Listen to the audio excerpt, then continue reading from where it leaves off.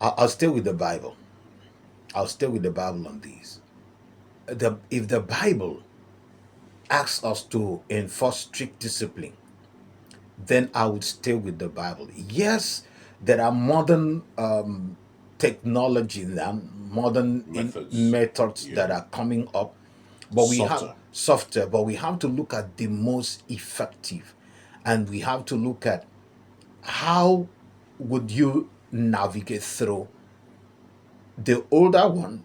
I would call it the old school and the modern way. There must be a place to marry the both of them, and not completely put one aside and say we have to follow the modern one.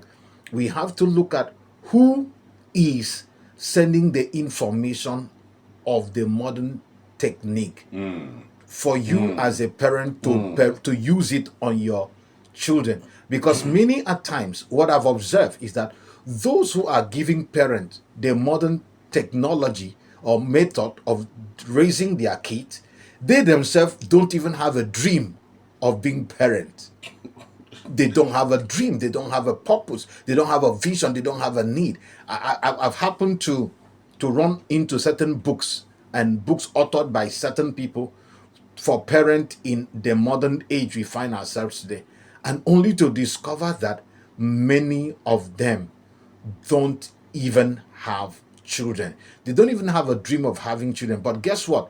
They have read the educational curriculum to professorship, to doctorate degree, and they have been projected as authority and a voice for those who are actually going in the field, in the battlefield, raising children, in the battlefield, trying to see what kind of future they want to put their children in. They are the ones who are actually telling these ones who go through the pain of paying the bills, the pain of the environment, the pain of everything. They are the ones who are telling the parents now. He said, no, you don't have to do it that way. You don't have to do it that way. He's a child. You have to follow this method. And then they give you 4 guidelines on how to raise a child they themselves they've never had.